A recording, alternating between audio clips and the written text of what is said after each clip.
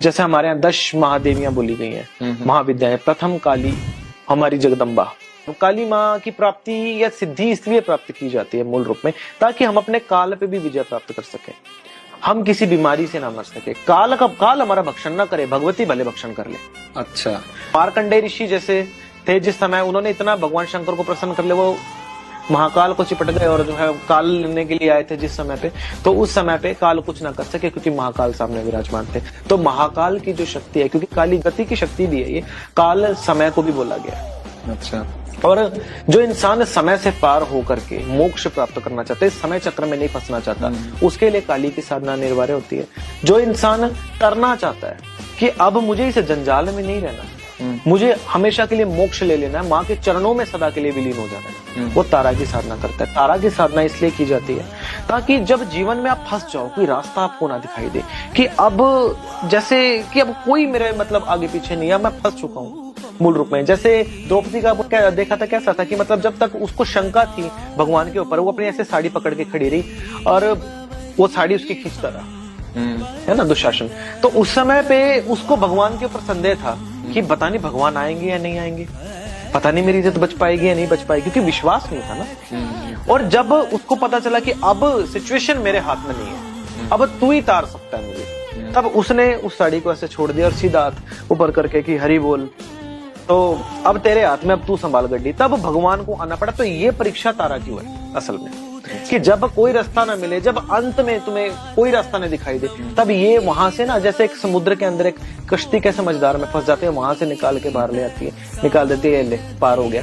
तो इसीलिए इसका नाम तारा तारणी कहा गया है मूल रूप में, कि जो तार दे, डुबाए ना।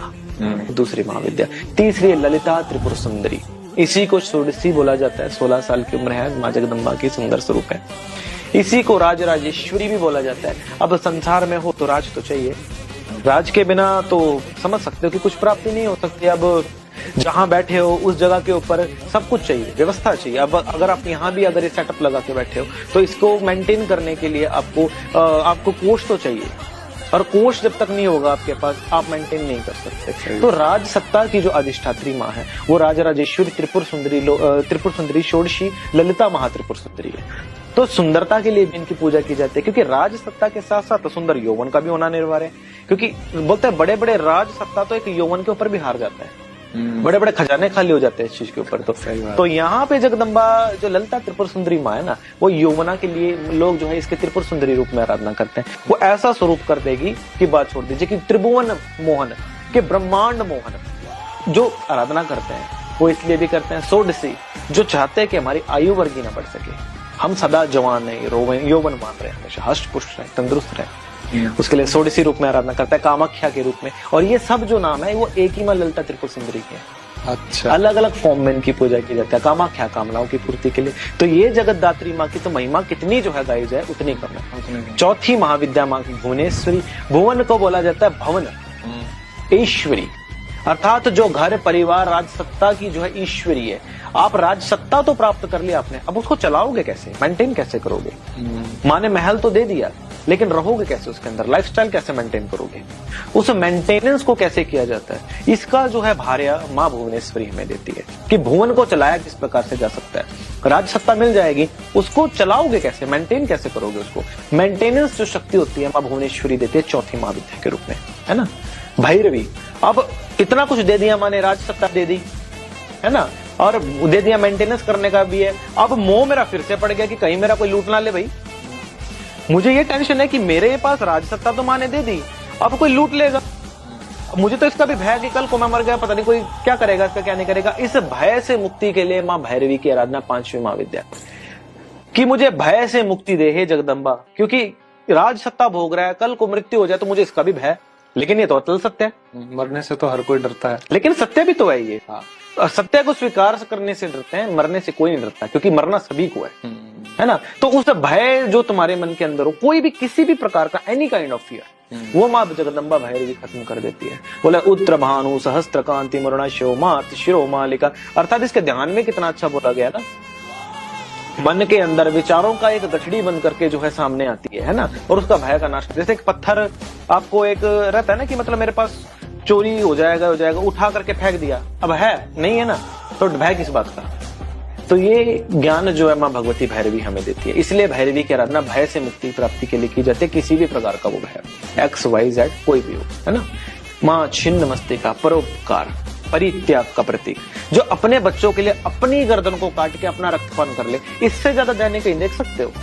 अब इतना भी है, भय भी है कि है, लेकिन उसका ये है कि उसका संशय नहीं कर सकते आप, उसको परित्याग भी करना पड़ता है। उसका मोह परित्याग काटने के लिए छठी महाविद्या माँ छिन्न मस्तिका, छिन्न मस्तिका परे धरे भामे ध्यानती स्वास्थ्य का, है ना, कि छिन्न मस्तिका का जो ध्यान करता है वो मूल रूप में अपनी इन सब के परित्याग की भावनाओं को लेकर के आता है। छिन्न मस्तिका के स्वरूप को कोई इंसान देख के पहले तो भयग्रस्त हो जाएगा, वो भय खा के गिर जाएगा कि एक ऐसी जगदम्बा है जो खुद के गर्दन काट के खुद का पान पी रही है। अरे वो उसका वो भाव वो नहीं है, उसके साथ तो वज्र डाक नहीं, वज्र योग नहीं विराजमान है माँ के, है ना।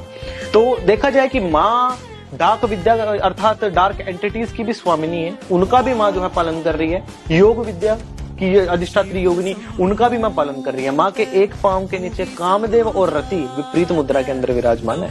वहां पे क्या कि वहां पे संभोग भी वहां पे दिखाया जा रहा है माँ के पांव के नीचे, कि माँ ने काम को भी अपने जो है नियंत्रण में कर रखा है, और माँ के जो है दक्षिण पांव के नीचे काल रति विराजमान है, कि माँ ने काल को भी अपने बस में कर रखा है। और माँ दोनों को नियंत्रण करके तुम्हें ये पाठ पढ़ा रही है कि काम और काल दोनों को नियंत्रण में करके रखो, क्योंकि काम अधिक बढ़ गया तो तेरा काल बन जाएगा वही, और काल को ऐसे अगर तू भय खा गया तो इसी प्रकार तेरी गर्दन कट जाएगी कहीं ना कहीं। तो इन सब से मुक्ति प्राप्त करने के लिए ये कि या तो तू तंत्र मार्ग के लिए डाकनी का, या योग मार्ग के लिए तू जो है योगिनी का चयन कर, भक्ति कर अच्छे से। तो अष्टांग योग से भी माँ की आराधना होती है ना, सिर्फ तंत्र मार्ग से नहीं, अष्टांग योग के माध्यम से भी माँ की आराधना होती है। और जो वज्र डाकनी है वो तो हमारी है तंत्र की अधिष्ठात्री माँ। वो डाकनी का मतलब कहता है डाक लेना, डाका मार लेना, जो तुम्हारा नहीं है वो तुम्हें लाके दे देना। अच्छा। मुझे अगर पसंद आ जाए, ये कैमरा पसंद आ जाए, है ना, तो ये मुझे चाहिए, कहीं से भी चाहिए, किसी का भी चाहिए मुझे है, तो वो डाका मार के ले आएगी। That is called the Dakini. जो किसी की भी चीज को, किसी भी चीज को वो छीन के तुम्हें लाके दे, जो भाग्य में नहीं है वो भी तुम्हारे भाग्य में लिख दे, दैट इज कॉल्ड द डाकनी। और ये भी उपमहाविद्याओं के अंदर आती है और माँ के समान ही शक्तिशाली होती है। डाकनी साधना का जो संबंध होता है इंसान की क्रेविनेस से ज्यादा होता है, क्योंकि डाकनी जिस वामाचार भाग की तरफ डाकनी का विराजमान होता है, उसी पांव के नीचे माँ के कामातुर शक्ति होती है। डाकनी हमेशा आपकी जो है क्रेविनेस को ज्यादा बढ़ाती है, आपकी काम वासना को बढ़ाती है, लस्टफुल बनाती है आपको। तो इस पे नियंत्रण पाके ही डाकनी को जो है पाया जा सकता है। आपकी हड्डी, आपका ब्रह्मरंध्र के ऊपर विराजमान जो छिद्र हैं उनकी, आपकी मांस, आपका लाख, इनके ऊपर डाकनी का जो है संबंध होता है। और डाकनी इन सब में से ना भयंकर बोली गई है, 10 महाविद्याओं से भी उग्र जो बोली गई है वो डाकनी बोली गई है। क्योंकि डाकनी बोला जाता है ना कि मतलब वो खुली नंगी तलवार है, वो उसकी साधना में गलती होने से सब कुछ खत्म, वो खत्म कर देगी। वो उसको भी डाका मार लेगा, किसी का डाका कर सकते हो, तुम पे भी डाका कर सकती है। अच्छा। तो गलती नहीं होना चाहिए डाकनी की साधना में। तो ये छिन्न मस्तिका जो है वो परोपकार सिखाती है मूल रूप में। जगदम्बा हमेशा परोपकार सिखाएगी आपको कि तुझे भय था खो जाएगा, अब उसका परित्याग भी जो है सीख ले, क्योंकि कुछ भी परमानेंट नहीं है, नथिंग इज परमानेंट। ये माँ छिन्न मस्तिका की साधना हमें सिखाती है ना। छठी महाविद्या छिन्न मस्तिका। 7वीं होती है माँ धूमावती। बोलते हैं सदा राजपाट सत्ता कभी सदा नहीं रहती, ये एक समय पे ढल जाती है। सुंदरता कभी सदा नहीं रहती, ये एक टाइम पे ढल जाती है। हमेशा पति प्रेम एक जगह पे नहीं रहता, पारिवारिक सुख सदा साथ में नहीं रहता, एक टाइम पे ढल जाती है। तुझे इन सब का परित्याग करना पड़ेगा और अपनी सच्चाई को जानना पड़ेगा, जो कि माँ धूमावती हमें बताती है। माँ का देखा होगा मलिन वस्त्र, है ना, तो माँ मलिन वस्त्र धारण करते हैं, क्योंकि राज सत्ता नहीं है, परिवार ने कुछ नहीं है। अगर सत्ता होने के बावजूद भी अगर कोई खाने वाला नहीं है, कोई पका के देने वाला नहीं है, तो मैं उस सत्ता का क्या करूंगा, अचार डालूंगा। तो वो माँ धूमावती हमें सिखाते हैं कि कुछ भी है, सब कुछ है, लेकिन तुम आए अकेले हो, जाना तुम्हें अकेले पड़ेगा। तो यहाँ अपने आप को सबके बीच में रह करके भी किसी चीज में अपने आप को बंधन में मत बांधो, आप मोह से हट जाओ। माँ धूमावती हमें ये सिखाते हैं। इसलिए तो इति ध्यात्वा महादेवी शमशानालय वासिनी, तभी तो माँ धूमावती के वर्ण में बोला गया कि माँ धूमावती साक्षात शमशानालय वासिनी है। और देखा जाए कि एक धूमावती का वर्णन जिस समय आप देखते हो तो उसमें क्या आपको ये पता लगता है कि माँ एक समय पे अपने पति को ही खा गई थी। अच्छा जी, उन्होंने अपने पति का ही ग्रास कर लिया था, तो अपने जो है क्रोध वश आकर, क्योंकि कोई भी चीज तुम पे अधिक हावी होगी ना वो तुम्हारा सर्वनाश करेगी। चाहे वो प्रेम हो, चाहे वो क्रोध हो, वो किसी भी प्रकार की मतलब वो भाव हो, यदि वो अधिक तुम्हारे ऊपर हावी हुआ तो वो तुम्हारे बस में नहीं, तुम उसके बस में हो जाओगे। और जब बस में हो जाओगे तो तुम्हारा सर्वनाश होने से कोई भी नहीं रोक सकता।